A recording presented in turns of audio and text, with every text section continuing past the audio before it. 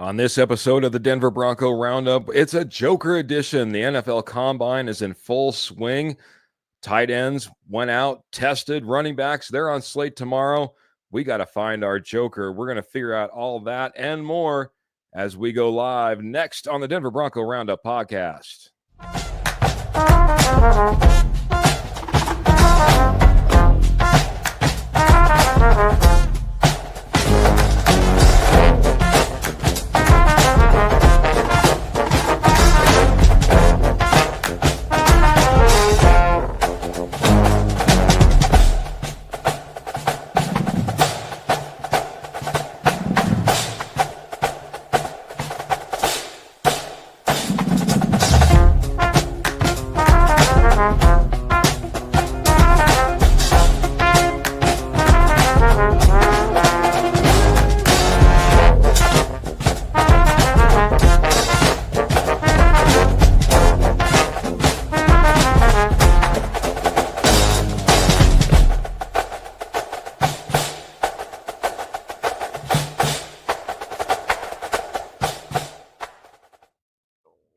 Well, welcome in, everybody. It's the Denver Bronco Roundup podcast. Of course, we're brought to you by the amazing Rocky Mountain Sports Network. And, of course, the amazing Morgan Trinkets is our sponsor.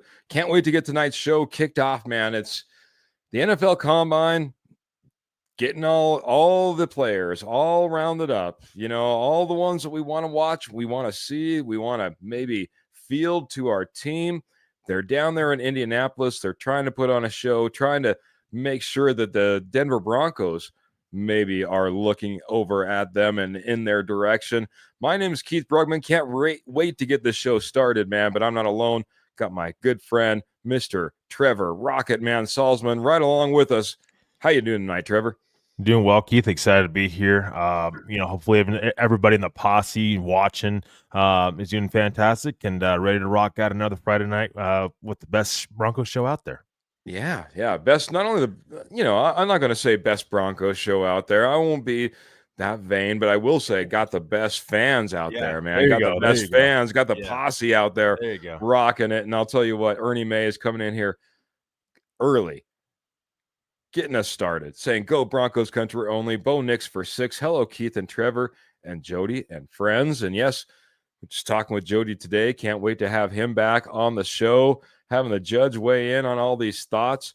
But I got Trevor, man, and I got the posse, and I got a few thoughts of my own, man, as the Denver Broncos seems like they're in full swing, Trevor, shopping for a Joker down at the NFL Combine, man. It's been a position that the Sean Payton has been looking for, wanting for, asking for since he's walked through this door. He's been diligent in trying to find this individual. It seems like we are set to go maybe to land that guy, maybe in the first round. I'm not sure if it's going to be at pick 20, though, Trevor. Yeah, I mean, that's the number one need for this team, Keith, is that Joker role. That's that running back, that tight end. Honestly, both. They need to really address both positions. I fully expect them to do so. Free agency is going to tell us a lot of what the Broncos are thinking as far as draft-wise. 2 prospects came out today, though.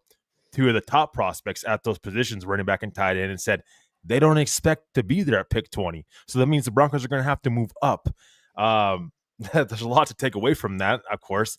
You don't know exactly how the draft's going to pan out. Nobody knows until draft night comes about, but hearing those remarks seems like those guys have a pretty good idea of where they might be going, the range they might be going. It sounds like the Broncos are going to have to be aggressive to go up and get. And I'm talking about 2 names in particular, Mr. Ashton Jeanty and Tyler Warren, who spoke at the draft at the Combine this week, and they did come out and say they don't expect to be there at 20. So I don't know. We'll see what the Broncos end up doing, but that's something very interesting that popped out to me. Because you don't hear prospects just come out and say, we don't expect to be there, pick 20 and et cetera. So interesting for that to happen. So we'll see what the Broncos end up doing, what their plan is going forward. And we're going to find that out here coming up in March when free agency starts. Yeah, man, it's crazy. You get to go through all of this. You get to go through all this NFL Combine, but you still got the free agency out there. But it gives you a good idea. It gives you a good look on what's maybe coming down the road, what's possible, who you might be able to add to your team that well, let's face it, a much lower price tag than what you're going to be doing out there on free agency shopping. Is that a possibility? Where do we need to go? What holes do we need to fill? And Trevor, I'm going to start off just with this, man, because this is a big question that I think a lot of people have, a big question that a lot of people don't like to have when it comes to heading into the NFL draft. How many of these positions do we need to go out there and make sure that we're not, quote unquote, desperate when it comes to the NFL draft? Because we have a few holes I think we need to fill. Is there any hole that you just feel we need to go out there in a position, make sure that we get something in there so that we're not just out there in desperation looking for a starter in the NFL draft? Yeah, I think you need to spread the money around a little bit on both sides of the ball, offense and defensive side of the ball. I think inside linebacker has to be addressed in free agency. I think the defensive line possibly could be a position where this team looks to improve in free agency. I'm not sure how likely that is. Just depends on how the Broncos value the free agent market right now as currently stands and going forward. Of course, is there going to be players released and whatnot leading up to free agency, I should say. So I would say inside linebacker for me. I think offensively tight end, I think they need to find some sort of veteran tight end that can just be a stable force there. For me right now, looking at the free agent market, there's nobody right now out there that is gonna stop the Broncos or should stop the Broncos from taking a tight end relatively high in the draft. When I say relatively high, I said round 1 through 3, rounds 1 through 4, in that kind of range. There's kind of that stopgap tight end free agent class. That's kind of what we're seeing right now. Running back wise, same thing for me. I think you do need to look at that running back room and say, well, other than Estime, you probably need to reassess that running back room and look to try to sign somebody in free agency and probably go out there and draft somebody. I'm not sure the Broncos are going to look first round as far as running back wise, but rounds 1 through 4, there's a lot of depth in this class. Running back is one of those positions. Tight end is one of those positions. You don't have to take a guy in the first round. So I do think that though some of those, there's something to those positions where you can sign a veteran free agency and still draft those guys high and have that player waiting. Whether that's this coming up season or the season after, but if you can get those veteran presences in there, I think that can definitely take shape. And there's some, intriguing players that will hit the free agent market that I think the Broncos can go out there and target. Safety as well. I wouldn't be surprised if they go out there and try to attack safety. So I guess the whole general idea, Keith, for me is you got to spread the money around on both on offense and defensive side of the ball. We can talk about positions all night, and I would be here all night probably telling you. I'm like, hey, is there any place you need to add depth? And he just went through almost every position on the roster. He's like, long snapper, don't rule out long snapper, Keith. We need some depth there. No, Trevor, you're right, man. You need to go out there. You need to be looking all the time. You need to make sure you're turning over every stone. It's like Sean Payton said, man, you flip that board over, you start all over again. You're starting from scratch. You really only are going to put a few pieces on the board that are solid, are in place, that are going to be there for you next year. They're going to be locked into their position. There's only a few, and everything else is really up in the air. And I would have to agree to you. I know that we're talking about the Joker here, but that inside linebacker role is, if I had to pull one right off the top. I mean, right now under contract, we have Alex Singleton, Lavelle Bailey, Drew Sanders. That's not a position of strength to be sitting in when it comes draft time to make sure that you're all set at inside linebacker. We need to get somebody else on this roster, but we're going to be talking a lot more about the Joker, man, and we need to get into it, but I got to get into the posse. They're blowing it up, saying hello to us. Roy says, hey there, horseman. I'm on my way to Montana. Well, that's where I'm at, Roy.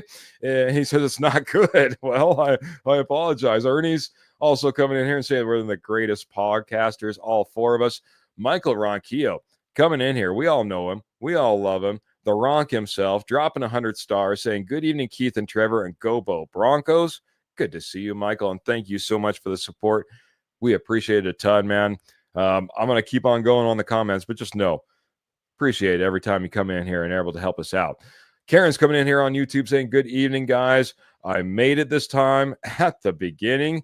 Jody's already kind of maybe getting us queued up a little bit, so I'm going to go ahead and I'm going to hold off on that one. Phil McLaughlin, good evening, Keith and Rockaman. Going to be a fun draft. so many tight ends and running backs available. That's one place that I might want to talk just a little bit, man. I've been going through this draft class, and maybe it's just me. Maybe it's just too critical of an eye, man. But I don't see it loaded at tight end like a lot of people do, Trevor. I almost said Jody, man, because I saw Jody's comment in there. Trevor, I don't see it as loaded as I'd like to see it at tight end. Now, I will say on the running back side, that's someplace that I do feel you have some depth. But for me, man, I know that you just got done talking about this. I may have made a face when you made this comment about how deep it is at tight end as well, because I'm just not seeing it. I do think you need to go out there, and if you really like a tight end, it's a first-round tight end, because I think after that, there is kind of a fall-off, and you're looking for guys that can, maybe prove different traits in the NFL level that you aren't pre-built into those athletes as they come in, like I think you would see in the first round. Where do you see like the depth in this tight end class? Start going through and maybe naming a few names where you feel like you really have some great talent that can hit the field running. Yeah, I mean, I think there's a lot of depth in this class. That doesn't necessarily mean those guys are going to be good tight ends in the NFL. Just there's a lot of depth from rounds 1 through like 7. I mean, we just don't see a lot of depth. We don't see 2 tight ends go in the first round of the draft, or projected, quote unquote, to go in the first round of the NFL draft. Good point. You have a bunch of tight ends that are day 2 players as well. That will be available. So I just think there's a lot of depth, but there's a lot of gems for me in this draft class. I love Mason Taylor. I've loved this, and I know Mr. Michael Ronquillo has as well. Want to give Michael credit with this one, because me and him have seen eye to eye on Mason Taylor. I love Mason Taylor, and I think he even showed more at the combine. Just he was so smooth in what he did, whether it was blocking, whether it was his route running, catchability. I mean, he just, for me, just really stands out. I watched Gunnar Helm, got a chance to watch him a little bit. He's a little bit slow on the slower side for me, but Colorado kid, and of course you're always pulling for him. And then Terrence Ferguson, I thought, had a really good combine as well. I thought he really showed out. Maybe a tight end you're not drafting, day 2. It's probably more of a day 3 tight end, depending on how you evaluate him. But I think there's some real gems in this draft class. Arroyo, the tight end from Miami, also is a guy that I really like. A lot of upside, a little bit on the raw side, but a lot of upside there. So I think there's some real gems, though, you can find in this draft class at tight end, and a tight end that you can draft and develop. That's the most important thing. That's why I say I think if the Broncos can go out there and sign a tight end, a veteran tight end in free agency, you can give that young tight end that you draft time to develop, and maybe he sees the field right away. I mean, maybe it's possible, but at least you have competition there. And then you can't just give players positions. You have to make sure that they battle for that and they earn that. And I think you can possibly get that in this draft class, being because how much depth there is in this draft class, so. But those are just a couple players that stood out to me that I really like and have liked for a little while now. In this draft class. Just a little shout out to Phil, who came in here. He was dropping 200 stars when he was getting all excited about the draft and the tight ends and the running backs, what might be possible. You're right. I think that there's a lot of development, and I think that's one of the things that we need to keep in mind when it comes to this tight end class, Trevor. All tight ends are not going to be the Brock Bowers. No. Yeah, but it's very rare that you can hit the ground running as a tight end year 1 and just put on a clinic. If you're lucky, it's year 2, but by year 3, you should probably be starting to hit your stride, and that's kind of the general timeline of development for tight ends. On the flip side, what you just got done talking about, we hope that there's a guy that can come in here and be competitive on this roster, go out there and compete. Well, right now he has to compete against Adam Troutman and his 188 yards that he put up last year. It's not the most competitive tight end class that we have here already on the Denver Broncos, that they have to come here and supplant somebody. Now, I know that there's been some excitement around some other guys, maybe a Lucas Kroll and the like, but again, this tight end room was ranked near the bottom for a reason. There's a reason that a lot of times, well, when you start talking about some of these top names, that maybe these guys can come in and start competing right away just because of the lack of talent that we have in that tight end room. I think it's not a pushback against anybody that's out there and competing all last year for the tight end, whether it be Nate Atkins, whether it be Adam Troutman, whether it be Lucas Kroll. But at the same time, I think there's also room for improvement. There's room for competition. And I think there's room for some of these top tight ends to come in there and start competing right away.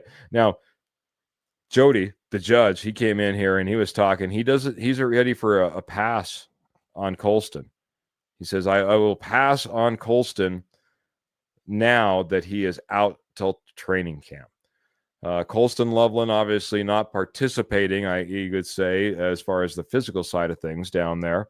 But the junior, the 6'6", 248-pound junior that's coming out of Michigan, is one of those top prospects. How do you feel about going after a Colston Loveland if he's coming in, he's maybe not up to snuff to come in and not be able to compete until maybe training camp? Yeah, I mean, I like Colston Loveland. I just don't know that I like taking tight end in the first round. And, if you can get him an early round 2, then I'm like, okay, I'm a little bit more intrigued. Or move back in the back end of the first round to go draft Colston Loveland, fine. But taking him at 20, I mean, because Keith, here's the thing. We can talk about tight ends and how well they've done.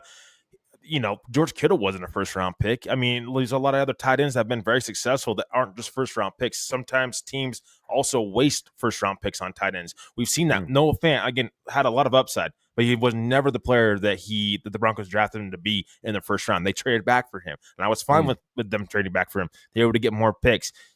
I think you have to take advantage of not only this draft class at tight end, but also day 2, day 3. I mean, this draft, there's a lot of depth. There's going to be gems in this draft class. I'm telling you right now. And I think if the Broncos can get more picks in this draft class, the better off they will be. And the more positions they will be able to fill going forward. So I like Colston Loveland. I think he's a intriguing tight end prospect. I think he's right there with Tyler Warren. I think he can block downfield. He's very good after the catch. Obviously, the injury issues is a big thing with him. That's why I don't think that taking him at 20 for me would be something that I'm comfortable with. If I can trade back and get him still, but get a day 2 pick, then I'm fine with that. And then when I say day 2 pick, like a 3rd round pick, you're able to add more draft capital and still address a need with a player that still has a lot of upside and can offer a lot to this Broncos football team. Yeah, it's tough, man. It's tough. I was thinking about how we approach this evening and the topics that we have, because there's definitely like positions of need versus positions of value, right? I remember back in the day, Bill Belichick saying, I think the team should draft a quarterback every single year. May not be in the first round, maybe a 7th round, but you should be going after a quarterback every single year.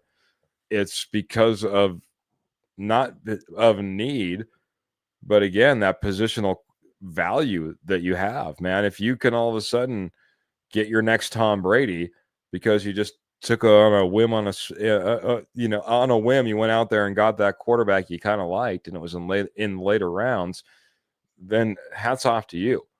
But at the same time, we do need to keep in mind, as much as we want to go out there, we want to get the running back, we want to get the tight end, we want to get the linebacker. There is also a place where that value doesn't necessarily match up with your pick. It's going to be interesting to see how the Denver Broncos approach this draft, because the Joker is such a big piece for this Sean Payton offense.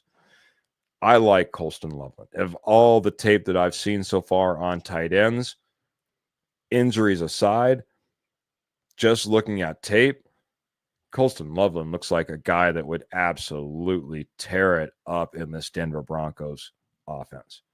I would love to see the possibilities of a Colston Loveland, but you don't want to get a Jake Butt either. A guy that was often injured, couldn't make the field, was a tight end prospect that we put a lot of time, effort, and faith into, that he was going to be one of those big pieces for us. Never came to fruition. So you got to be a little bit wary about things like that. And you're right, Trevor. I think at some point you got to make sure you don't overreach and you don't pick a guy just out of your needs. And it's another reason we kind of started off the way we did. What positions do you need to maybe go out there and fill before you hit the NFL draft to make sure that you're not sitting in that position? One moment on Colston Love and Keith, he's going to be cleared for OTAs and training camp, so there's no issue with him injury-wise going forward. Now, of course, he's going to say that, and that's great. But you always have to worry about the injury history from the past. Does that start catching up with him as he starts to play and get on the field? That's durability. It's a big question mark with him with the injury history. But as of right now, it sounds like it's full go going into next season, which I don't think is going to hurt his draft stock too bad. I still think there's a chance that he'll be a late first round pick. But yeah, I mean, there's the injury history you have to worry about with a guy like Colston Loveland. Yeah, another guy that I know I was really high on, our good horse friend and fellow horseman, Kenny Kirkpatrick, was really excited about. Elijah Arroyo not participating as well down there. It hurts me when I don't get to see that. I need to go back and I'm going to have to watch that much more tape to really look at this athlete and make sure that I know what I know and I see what I see. But that's just another guy that the Denver Broncos, by the way, tight ends, formal meetings that the Denver Broncos have reported to be with Tyler Warren, Colston Loveland, Gunnar Helm, Elijah Arroyo. I'm going to stumble over that each time, I guess. And last but not least, Terrence Ferguson out of Oregon. Michael comes in here talking a little bit about him. And he was like, here's a guy that's out there participating in the drills. He had the best 40-yard dash time with a 4.63 40 on a tight end in the NFL Combine, man. Just smoking down the field. I don't know, have you had a good chance to look at much Terrence Ferguson tape with Oregon? Pretty impressive athlete. Obviously, as you can tell by the speed that he puts out there, definitely a receiving style tight end as well. Yeah, I like Terrence Ferguson. I think if you are gonna pass on like the Mason Taylors and the Gunnar Helms of the world, I think he's in that next tier of tight ends. I think he's in that early day 3 projection as far as where he could go in the draft. But I like what he did at the Combine, and I wasn't and I liked Terrence Ferguson before, but I really like what I seen from him at the Combine. I do think that will help him raise his draft stock a little bit. But yeah, he's in that tier for me, right behind the Mason Taylor, Gunnar Helms of the world, even Arroyo of the world. But I think that, hey, I mean, day 3, you need a tight end. Why not take a chance? Because I think that there's something there with a guy like Terrence Ferguson. He's an intriguing prospect too. Yeah, and Michael, just letting us know and reminding us, I was going to mention it as well, that Tyler Warren didn't work out either at the NFL Combine.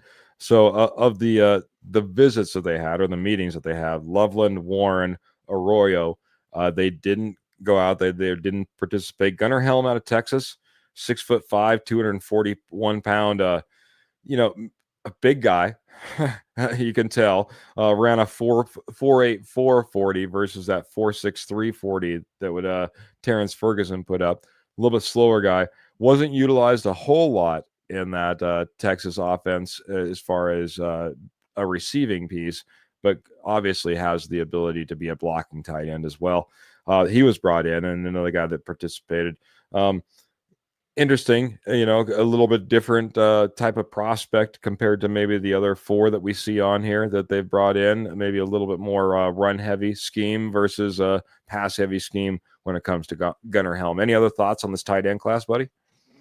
No, I mean, I think there are going to be some couple guys that are going to pop off, I think, in this tight end class. I don't know that we're going to see that year 1. Like Phil's comment just said, it takes a couple years for us to really see the true potential of some of these tight ends. But I do think you have to take a look at these guys and say, wow, there's upside. There's potential there.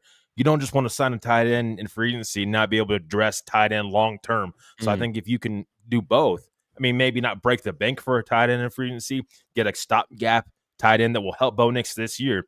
But if you can get a guy long term, develop him the right way, why not? I mean, I think you have to take advantage of how deep this tight end class is, because it's not always the case with tight end class. Even last year's draft class, it was Brock Bowers, and then the drop off was much bigger. So I think you have to take advantage of the depth, running back, tight end, defensive line, and make the most of it as possible. But you want to have somebody that's in place that for down the road, so you don't have to sit there and continue to go searching and try to find, players in free agency and overspend. Yeah, I agree, man. Like I said, I hate. I shouldn't. I don't like using the word hate. I dislike going into an NFL draft just being desperate, Now, unless you're sitting at the number 1 pick in the draft and you're needing a quarterback, and it's a fantastic, quarterback class, well, maybe it's a little bit different in that particular scenario. But man, I hate being needy heading into the draft, man. And I think there is definitely some places with the Denver Broncos cap that we can now go out there and start to maybe help out. It's kind of funny also that George Paton has been on record with saying he has more cap space than is actually reported. So I think there's some deals in the works already in the background to free up a little bit more money, make sure that the Denver Broncos are flush and able to go out there and do what they need to do, both in free agency and the NFL draft. This tight end position, though, and this tight end group is going to be key. Whether we're looking first round, whether we're looking second, whether we're looking, day 3, and we're trying to fill that in the back end of the draft. This is one of those drafts, and I think that George Paton, Sean Payton kind of both know it and realize it, and even kind of spoke to it a little bit as well. This is one of those drafts where you need to go out there. You need to be good. You just came off a draft where you did fantastic. You just came off of a year where your free agent class was really good. They keep talking about how measured they were in those transactions. If it all aligns, you can start putting together a couple of good drafts, Trevor. It can completely change the outcome and the outlook of your Denver Bronco football team. Yeah, you have to buy into that process, Keith. I mean, you have to, you want to go out there in free agency and be aggressive. You don't want to be reckless, and you don't want to be reckless with your draft picks. The Broncos now have their second round pick this year for the first time in a long time, their own second round draft pick. So now, being able to use that to their ability, their best ability would be great. And I think that they have to buy in that process of drafting and developing. You do. You have to draft and develop. You can't just, sign free agents and trade for players, and that's how it works. No. It doesn't, because if you miss on that, then it affects you for years down the road. So for me, you have to be able to draft and develop at the highest level, and you have to really invest in that. That's what the great teams in the NFL that have been successful, the Detroit Lions, Kansas City Chiefs, the Philadelphia Eagles, they invest in the draft and developing, and they do it at the elite levels possible. And that's why you see these teams in the playoffs and making deep playoff runs every single year. They're able to do that at a high level. So you have to buy in that process, and of course, still be aggressive in free agency and fill needs when you need to. And also, by the way, the cap, NFL cap now is officially set at $279 million this year. So big bump from what we were projected that the cap would actually be this season, off season. Yeah. I'm just astounded, man. That number continues to climb, continues to grow, continues to just show how successful the NFL is in what they do and the product they put out there. The Denver Broncos now rising to the top as we need to continue to build off of last year, man. I think teams like the Denver Broncos, our Denver Broncos, being at the top only helps this brand. It's what I'm looking forward to seeing in this next year as well. Sean Payton said you can build around Bo Nix with defensive players and not just offensive players. That was one of those takeaways. I know that you were talking about some takeaways from that George Payton, Sean Payton NFL Combine pressers that they put out there. And I think that's big as well. It's all about the team that you put together, man. I remember even the Eagles going back and just adding depth on that defensive line. It was a couple of years ago. We're like, man, they can't even get all these great players on the field. Well, it's a great problem to have when you're Super Bowl champs and you got that type of depth rotating in, getting after the Patrick Mahomes and the Kansas City Chiefs, man. Yeah, absolutely, Keith. And that's the thing. I mean, you have to be measured to what they're, George Payton, Sean Payton are going to say. Of course, they're not going to put their plan out for everybody just to go out there and listen to and see. They have to keep things in-house too. But I do think there's some interesting takeaways from what they said at the Combine this week. And, I think they're fully prepared to be aggressive this offseason. They understand that they have a rookie quarterback on a rookie extension, and they have to do the right thing and build around him, not only offensively, but on the defensive side of the ball as well, because you have to be able to stop teams, if you want to reach the ultimate goal, and that's win a Super Bowl. Yeah, it's why, like I said, there's pressure to get things done, get it done right. You're in that window. You're in the best window possible with the Denver Broncos, Bo Nix, this rookie contract, and all the cap space going up. Do it right, man. You can set your team up. I'm looking to set my team up for years with maybe this NFL draft right now, which includes this NFL combine. Setting us up right now, though, is Broncos Sunrise saying hit that like button over on YouTube. Thank you, Broncos Sunrise. And we got Outlaw Bill coming in as well saying, hail at Rocky Mountain Sports Network. Well, thank you, Outlaw Bill. I don't know if I've ever had a hail Rocky Mountain Sports Network, but I like it, buddy. Thanks for coming in here, supporting the show as well. One thing that does support our show is our amazing sponsor, and that's Morgan Trinkets. Morgan Trinkets is your headquarters for Southwest Jewelry, Southwest Pottery, and Estate Gold at wholesale prices. And man, they've been doing it for over 34 years, man. Nationwide company, once upon a time, coast to coast, but right now they're just in your backyard. Northern Colorado, Southern Wyoming, doing all those fabulous gem, mineral shows, fair shows, you name it. They're out there. They're plugging right along. If you're not able to get out to one of these amazing shows, though, I got you covered. Head on over to Etsy and type in Morgan Trinkets Co. That's Morgan Trinkets Co. Take you right to the amazing Morgan Trinkets, shopping experience over there on Etsy. All orders over $50 shipped absolutely free. All major credit cards accepted as well. And if you're looking for silver, like 100% sterling silver, they got that as well. Check out Morgan Trinkets at Morgan Trinkets Co. over on Etsy. That's Morgan Trinkets Co. And make sure that, hey, you're out there, checking out all the amazing shows that Pearl does out there. In fact, she's letting us all know in Golden, Colorado this weekend, Jefferson County Fairgrounds. You don't want to miss it if you're in the Golden, Colorado, Jefferson County Fairgrounds. Go over, say hello to Pearl. Let her know that, hey, maybe you heard about her over on the Denver Bronco Roundup. We appreciate you, and we appreciate Pearl so much. Next weekend, you can catch them at the Longmont's Coin Show as well. So, hey, check out Morgan Trinkets. Fantastic sponsor, man. But, Trevor, we're going from a fantastic sponsor to, like I said, I think is a fantastic pool of candidates when it comes to the running backs in this draft, in this NFL combine down there participating. You talked a little bit about it when it came to Tyler Warren. You also heard it from Ashton Jeanty, not expecting to be there at number 20. What do you think, man? Now that's two guys, man, that's saying, hey, I won't be there at 20. That's already saying that, I'm already better than 18 other guys, in order to get there, I guess, or 19 other guys in order to get to that spot. What are your thoughts on that, man? Just in general, do you think that this tight end class, that this running back class is strong enough that we're going to see 2, 3, 4, 5? How many guys are going to be gone between these two position groups by the time 20 hits, in your thoughts? I mean, I think Genty's definitely going the first round. Obviously, Tyler Warren as well. Colson Lovin, I think, back into the first round. I mean, I think two tight ends and a running back. I know Trayvon Henderson's getting a lot of hype, as far as going in the first round, and I love him. I think he's a fantastic talent. And it's one of those gems in this draft class. I don't know if he goes first round, maybe back into the first round.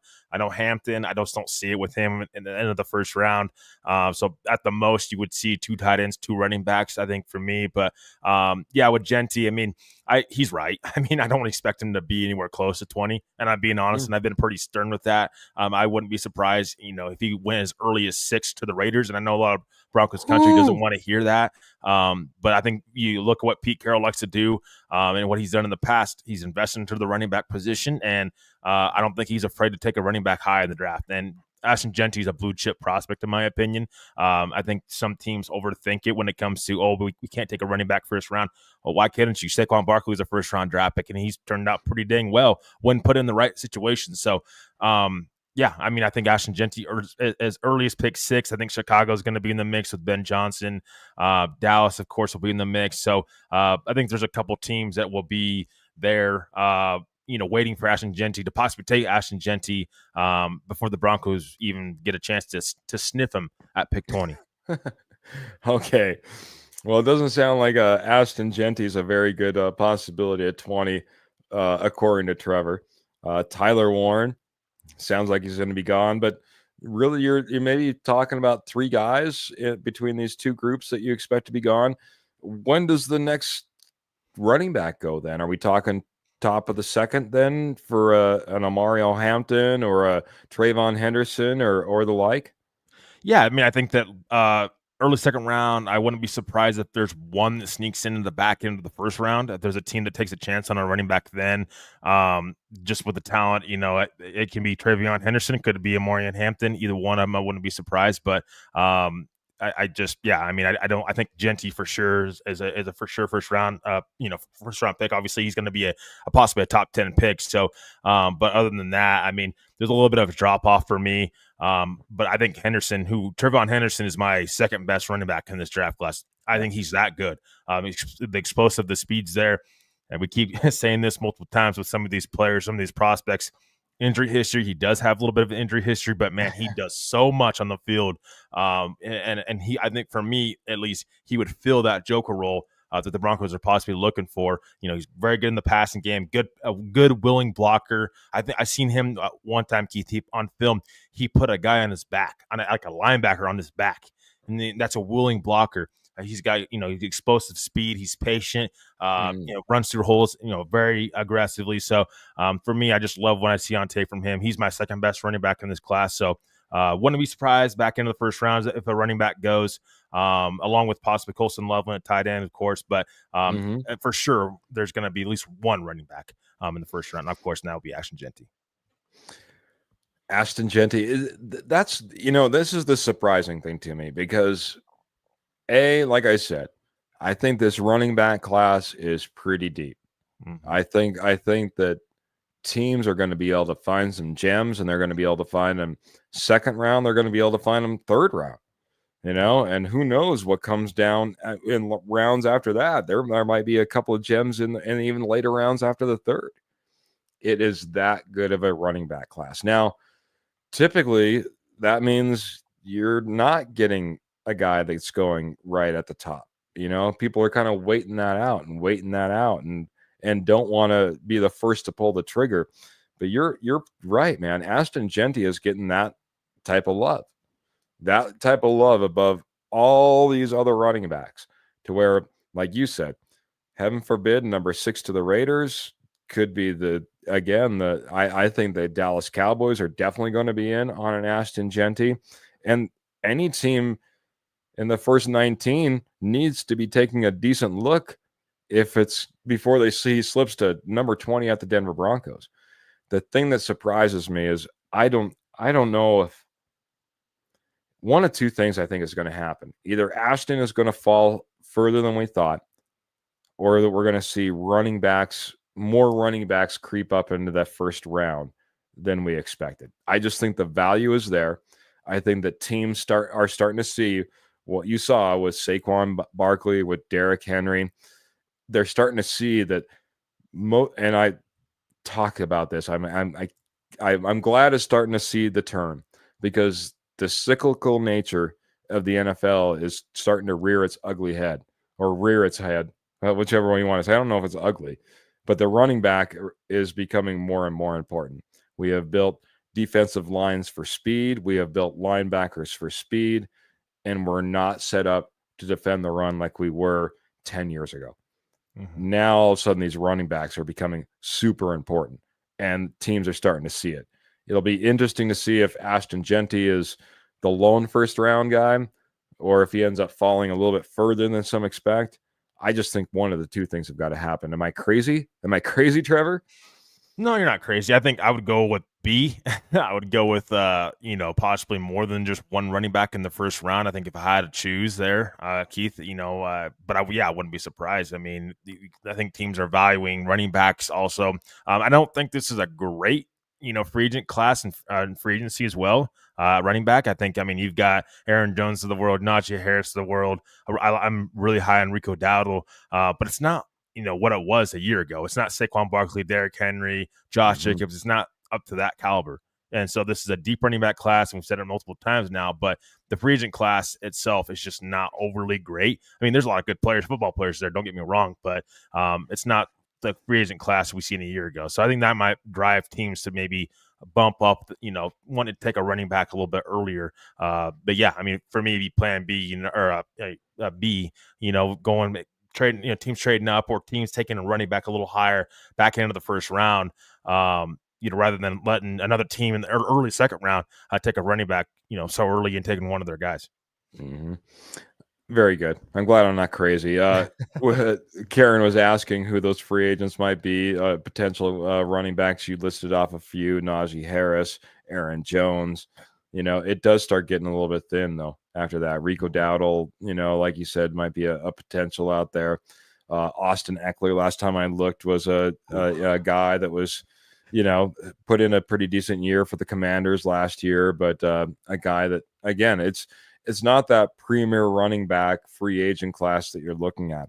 Luckily, it is somewhat paired here with us with a fairly decent running back draft class, but it's one of the reasons I think that you want to get back to some of those talking points from Sean Payton and George Payton, that it was mentioned that, hey, well, don't rule out the idea that we could bring back a Javonte Williams. We spoke about it multiple times on here. Javonte Williams might not be the lead number one running back that you want out there toting the ball on first down. But when it comes to third down run blocking, probably one of the better ones out there as far as a running back is concerned. When me and Kenny were on here on Tuesday, Trevor, I talked about him maybe having that more of that Samaje Perine type of role that we saw a few years ago, where he came in on third down. He could be an outlet if need be in the passing game. But really, we knew when Samaje Perine came in, his number one, gift out there on the field was going to be the run or the pass blocking capability that he brought out there. Mm-hmm. Yeah, I mean, you can't rule out bringing Javonte back. I mean, it'd be a little interesting if Javonte was willing to take the minimum, and if that would be a situation where the Broncos are like, maybe we do bring back Javonte Williams. I think Javonte Williams was a George Payton guy. That was George Payton draft pick. He ended up trading up into the second round for Javonte. So clearly, he still loves Javonte Williams.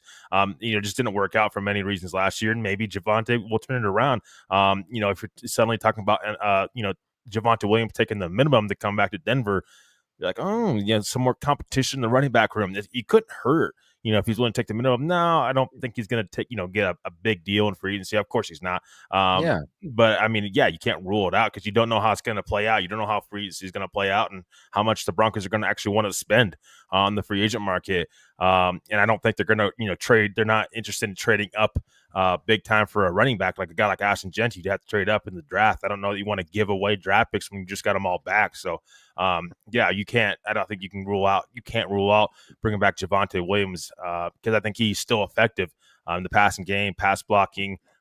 It's just running in between the lines, running in between those holes where he kind of struggles with that vision sometimes, and that injury just kind of really hurt him, unfortunately. But nothing but love for Javonte Williams, whether he's in a Bronco uniform or not. Yeah, great guy. Yeah. Like I said, got a chance to talk to him at training camp. Really like who he is as an individual. Mm-hmm. Now, obviously, we'd like to see more of on the field and what he can do there. Paul Schaefer, just remembering again, coming in here, J.K. Dobbins. J.K. Dobbins is maybe another possibility out there on the market. Excuse me. I did want to get to the formal meetings that the Denver Broncos had with running backs. So we mentioned that one name right off the top, Ashton Jeanty, coming in there, not expecting to be there for number 20. So maybe trying to talk the Broncos into, trading up a little bit and making sure that he's a Denver Bronco. It goes from being a Bronco to a Bronco, but doesn't think that it's going to happen at number 20. I mean, like you said, these guys are out there. They're talking to a lot of teams. And sometimes you get if you're there at spot number X, we're going to take you. And now that sometimes also doesn't happen when they're told this as well. But maybe a little bit of insight saying, hey, if you want me out to be up above 20. Other running backs, though, North Carolina's Amarian Hampton, another prospect that I'm starting to really, really look at and like, and I'd like to get your opinion as well. Oklahoma State's Ollie Gordon was in as well. Oregon's Jordan James, of course, Arizona State's Cam Skattebo, and SMU's Brashard Smith. I'll rewind back to Ollie Gordon, though. Have you had a chance to take a look at him? Yeah, I did. I like Ollie Gordon. Again, he's just in that probably tier 3 for me as far as running backs. But I'm certainly interested, if the Broncos, maybe even if they want to double up on running back, you can't really be opposed to that, right? I mean, if you could take a guy round 2, round 3, maybe the Broncos want to double up and round, 5 or, or 6 or whatever. I mean, they have like 3 6-round picks. Maybe you take a shot at a running back with one of those 6-round picks, or you trade up into the 5th round to get one of those running backs, and one of them falls, because one of them might fall. This draft class is deep, and there might be a chance that a guy like Ollie Gordon ends up falling a little bit further than we expect, just because there's other, how deep this draft class is at running back. So, yeah, I mean, I like Ollie Gordon. I just think he's in that tier 3, and I don't think you can just pass on that tier 2 kind of, of running backs and just take a guy like Ollie Gordon, because he would probably most likely be a day 3 pick, and you need to invest more into the running back position. I guess that's what I'm getting at. Fair enough. Michael's been hot on running back Cam Skattebo, Arizona State. He met with the Broncos as well. Like I said, Genty, Hampton, Gordon, James, Skattebo, Brashard Smith. Anybody out of that list that you'd like to maybe go off on a little bit? I know that you said that Ollie Gordon's maybe a little bit later pick for you, but any of those names pique interest outside of Genty that we already spoke of? Yeah, I like Smith. I think he's one of those, another tier 3 guy, but I mean, could slip a little bit in this draft. I think that he's a well-rounded running back. That's what I'm looking for. When I'm looking for a running back, I'm looking at how well-rounded are they. When I say that, I say, how do they run between the lines?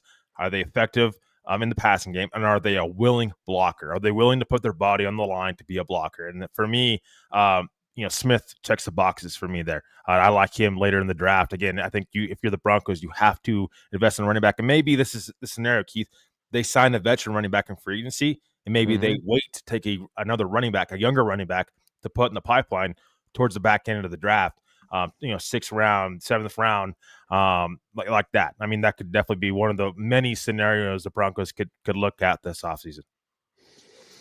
Yeah, it's going to be interesting. I know that Trevor, as we got all excited about maybe some, dark horse free agents, some dark horse trades, some dark horse draft players that might be available to the Denver Broncos.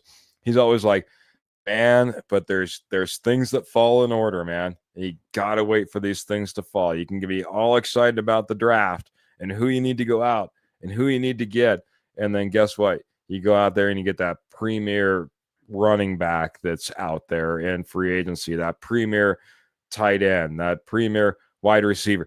Heck, maybe you just go out there and you get a premier cornerback and it eats up all your money. You don't know until all these pieces start to fall into place, man. But they're starting to fall. The dominoes are starting to fall. The meetings are getting set up. Free agency is right around the corner. To answer a couple of questions really quick, compensatory picks. There we go. Compensatory picks. We have none, Karen. No compensatory picks. We didn't lose anybody. And if we did, it wasn't anybody that we didn't pick up with equal value on the other side. And that's kind of how compensatory tends to work. When's the draft? End of April is when we're looking at. I think if I remember right, first day is the 26th.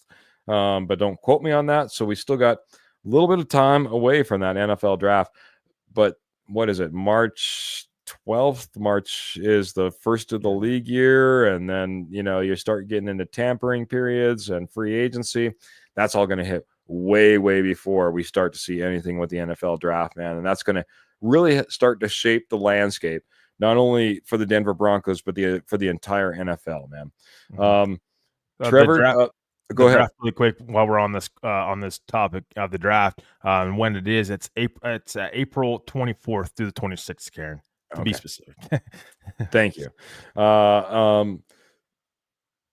Yeah, I appreciate that, man. We need to get all those dates. I should have a big old chalkboard or erase board right in front of me so I have it all written down. I had it at one point. I wanted to just hit I want to hit just a few names because, like I said, we went through all the names that have been reported meetings. We got about 10 minutes left in the show. Anything burning, just jump right in with your thoughts and comments. These are names that we haven't reportedly had meetings with that I would like to see. If you want to pick up on any one of these, or if you want to add to it, feel free, Trevor. In the tight end room, I have two, and I think I know one you're going to agree with right off the bat. Mason Taylor, LSU, is one guy that I'd like to see come in there. Also, Aranda Gadsden II out of Syracuse. I'd like to see a meeting set up with him. On the running back side of things, I'll kick it right off with another one. Travion Henderson should be a visit. Jordan Blue, Devin Neal, RJ Harvey. That fills out my list to maybe the 6 guys that I'd like to see add to those lists that maybe have not been reported on. Like I said, pick up on any of those, add to any of those. What are your thoughts, buddy? Yeah, I mean, I love Henderson and I love Mason Taylor. Those are the two, for me, those are gems, in my opinion, in this draft class. I think that those guys really stick out to me. But here's the thing, Keith. Even if the Broncos don't meet some of these players, don't get a chance to, they could still draft them. I mean, some of these players, some of these meetings, quote unquote, might be a kind of a, how you say, not a cover up, but one of those like smoke screen. Yeah, smoke screen, exactly. A smoke screen. And maybe they draft a player that maybe they didn't even meet with, but they watched some, on his pro day or whatnot. They have a little bit more background information around the league because there's connections around everywhere in the NFL. That's it's a connection based business. But yeah, I mean, I love those two players for me. I know Michael Ronquillo is right there with me as well and has been the whole time. So I want to give him credit, of course, but and anybody else who was on those players. But yeah, I mean, I like the meetings. I like to see who they meet with, though. But for me, it's like there's still a chance that the Broncos will go after other players they maybe didn't get a chance to meet with at the combine, and maybe it's a smokescreen. You have to think about that as well, and that might be a scenario that pops up. And we won't know until after April, of course. But I'd like to go back and see how many players the Broncos actually have met with that they end up drafting. We looked at top 30 visits last year, me and Kenny, right after our podcast. You want to talk about a bunch of names that you never saw anywhere near a Broncos facility? Go look at the top 30 visits last year for the Denver Broncos. It pretty much spells it out. Along those lines, I think there's maybe a great little question and a great way to maybe answer something a little bit different before we jump out of here. Mm-hmm. Phil McLaughlin was saying, I was reading that the Raiders are looking at Zach Wilson. Isn't Stidham a free agent this year? And are we drafting a quarterback? We don't have anybody outside of Bo Nix, as far as I know, under contract for quarterback this year.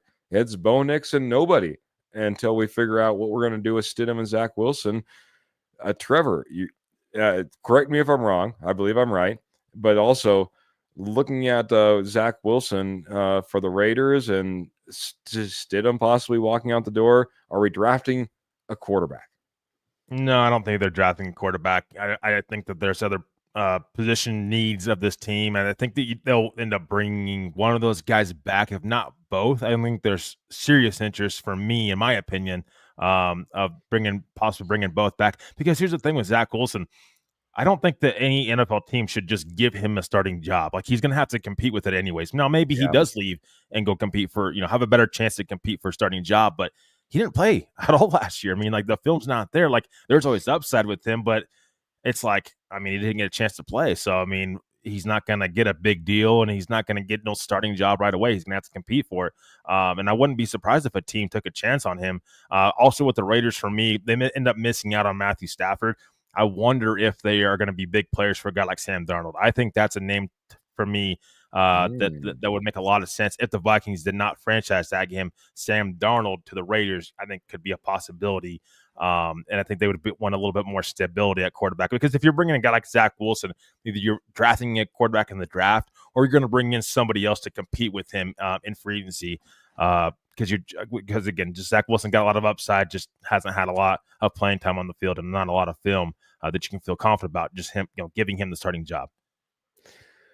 Yeah, Pete Carroll down there in Las Vegas. Travis Kelce coming back for the Kansas City Chiefs, man. Tell you what, man, this AFC West is going to be fun. It's going to be competitive. The Broncos are going to be out there building their roster once again this year, making sure that they're competing for the very top of the AFC West title like Sean Payton wants to, man. I can't wait for what's about to happen, man. Again, Broncos country, if you're new, if you've been down and out over the last decade, whatever it happens to be, man, this position that the Denver Broncos are in is like one I've never been able to cover before. We are headed in the right direction. We've got cap space right now, draft picks right now. We've got cap space in the future, draft picks in the future. The future looks so dang bright for the Denver Broncos, and I can't wait for what's about to come. I can't wait to bring Trevor along and Jody and Kenny and the entire posse, man. But we do need to get some final comments in. Get on out of here, man. It's been a fantastic show, Trevor. Let's give us some thought and give us some thoughts as we get out of here. There we go. Yeah, appreciate everybody in the posse for tuning in. As always, we have the best posse out there, and I apologize earlier. I did not mean to say we're the only best Broncos podcast out there. There's so many dang good Bronco podcasts out there, and we love and respect all of them. They're our friends. And so go check all those guys out. Broncos Country, you guys are set with podcasts. There's so many great ones out there, and football podcasts out there. But we have the best posse. That's what I was meaning to say. Broncos Country is the best. That was what I meant to say earlier in the show, so I apologize right now. But again, thank you to everybody that was here for us, supporting us. Keith, Kenny, they do a great job on Tuesday. If you haven't got a chance to go watch that episode on Tuesday, it was a great episode. Loved what those guys were able to do. Keith, it was a pleasure to be here with you again tonight. Posse, you guys are amazing. We love you. Nothing but love for everybody who breathes, talks Broncos. We love you, and we're excited to continue to progress in the shows going forward in the offseason. I can't wait to see how everything plays out. The free agency, players getting released. Like you mentioned, Keith, earlier, it's kind of like a hot stove season in the NFL right now. Players are getting released. Players are resigning and whatnot. So it's going to be fun to break down for everybody. I hope everybody has a great weekend. Stay safe, stay warm, and we'll see you next time. And as always, go Broncos. Absolutely, man. Love our orange and blue, man. And we go live every Tuesday, every Friday, 7:30 p.m. Mountain Standard Daylight Time, whichever you're on. Man, we try to get out there and cover your Broncos as much as we possibly can, giving you guys insight, analysis, thoughts on players, incoming, outgoing. Like I said, we're over on YouTube. We're on Apple Podcasts. We're on Spotify. We go live here on Facebook. We love bringing you all along for the every single podcast. We have right after the game shows, come regular season and postseason as well on Sundays. And man, you just never know what's going to happen. This is the time of year, man. If I got the opportunity and news is breaking, I'm jumping on here. I want to be talking to you. So make sure you're liking, sharing, and most importantly, subscribing wherever you like to get your Denver Bronco news, notes, and analysis. We'd love to have you along for the ride here on the Denver Bronco Roundup podcast. Big shout out to our amazing sponsor, Morgan Trinkets. Make sure you're checking them out and all their amazing shows that they're traveling around, still getting you all taken care of. Of course, Morgan Trinkets Co. over on Etsy as well. Check out the Rocky Mountain